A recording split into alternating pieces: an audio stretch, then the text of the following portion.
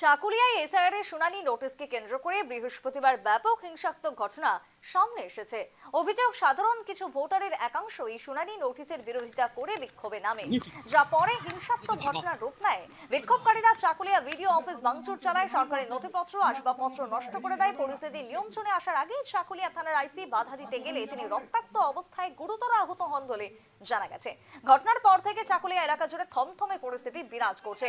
আজকে শুক্রবার সকাল থেকে এলাকায় পুলিশের টহল শুরু হয়ে গেছে। পরিস্থিতি সামাল দিতে স্থানীয় একটি স্কুলকে অস্থায়ী পুলিশ ক্যাম্প হিসেবে ব্যবহার করা হচ্ছে বলে প্রাথমিক সূত্রে খবর। বৃহস্পতিবার এসআইআর এর শুনানির বিরোধিতা করে কার্যতপক্ষে ভোটাররা রাস্তায় নামেন, বিক্ষোভ দেখান। এমনকি এসআইআর শুনানি নোটিশকে কেন্দ্র করে ব্যাপকভাবে হিংসাত্মক ঘটনা ঘটে যায় চাকুলিয়াতে। আর এই শুনানি নোটিশকে কেন্দ্র করে বিএলও অফিস ভাঙচুর, সমস্ত জিনিসপত্র ভাঙচুর করা হয়। রক্তাক্ত অবস্থাতে এক ব্যক্তি, সব মিলিয়ে থমথমে চাকুলিয়া।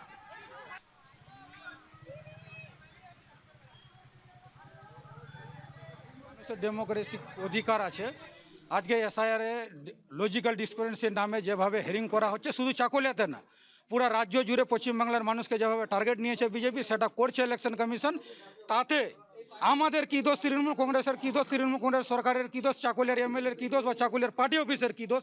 আমি চাকুলিয়ার জনগণ, সাধারণ মানুষকে এই প্রশ্নটা করছি যে আপনারা দেখুন, আজকে চাকুলিয়ার মানুষকে যেভাবে বিভ্রান্ত করে সাধারণ মানুষের যে আন্দোলন ছিল রাস্তায়, সে আন্দোলনটাকে কিভাবে ডাইভার্ট করে বিডিও অফিসে ভাঙচুর করা হয়েছে, সাথে সাথে আমাদের তৃণমূলের পার্টি অফিসকে যেভাবে ভাঙচুর করা হয়েছে। আজকে চাকুলিয়ার সোজা সপ্তাহে একটা বিধায়ক মিনাজুল আলপিন আজাদ, ওনার বাজারঘাটে যখন কর্মসূচি ছিল, উনি চাকুলিয়াতে ছুটে আসেন, মানুষের সাথে ফেস করলেন। তার সত্ত্বেও এমএলএর উপরে অ্যাটাক করা হয়েছে, এমএলএকে ধাক্কা দেওয়া হয়েছে, এমএলএকে মারতে যে একটা লোকের মাথা ফেটেছে। আমাদের এই কিছু কংগ্রেসের লোক আছে যে ভিক্টরের উংলি হলো না, ভিক্টর কলকাতা থেকে বসে ভাবছে যে আমি কলকাতায় আছি, দেখাবো, কিন্তু ভিক্টরের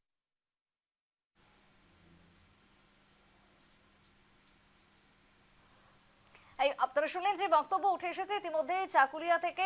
কার্যতপক্ষে শুনানি নোটিশকে সামনে রেখে থমথমে উত্তপ্ত পরিস্থিতি। আমি সরাসরি যাব ইতিমধ্যেই দক্ষিণ দিনাজপুর থেকে, শঙ্কু জুড়ে গেছে। শঙ্কু, গতকালকের ঘটনা দিনভর আমরা নজর রেখেছি, তারপরে আজকের সকাল থেকে অর্থাৎ শুক্রবারের চাকুলিয়ার পরিস্থিতিটা ঠিক কেমন?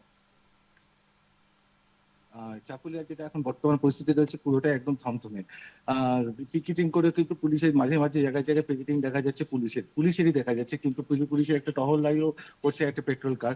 পাশাপাশি যেটা তোমাকে জানিয়ে রেখেছি, চাকুলিয়া ব্লকেরই একটি স্কুল, বিডিও অফিস সংলগ্ন একটি স্কুল, সেই স্কুলটিকে কিন্তু একটি অস্থায়ী পুলিশ ফাঁড়িতে পরিণত করা হয়েছে। এই মুহূর্তে কিন্তু এখন প্রথমে বলা হয়েছিল যে আটক করা হয়েছে 10 জনকে, কিন্তু এখন পুলিশের তরফ থেকে যেটা আমরা জানতে পারছি যে তাদেরকে গ্রেফতার দেখানো হয়েছে, তাদেরকে নন বেলেবেল সেকশন দেওয়া হয়েছে, যেমন হচ্ছে সরকারি কাজে বাধা এবং সরকারি সম্পত্তি নষ্ট করা, এই সমস্ত বিষয়গুলি। তাছাড়াও আরো কয়েকটি বিষয় নিয়ে আরো দেওয়া হয়েছে তাদেরকে। আগামীতে আরো খোঁজ চলছে, এই সাথে আর কতজন জড়িত আছে সেটাও কিন্তু দেখা হচ্ছে পুলিশ প্রশাসনের তরফ থেকে।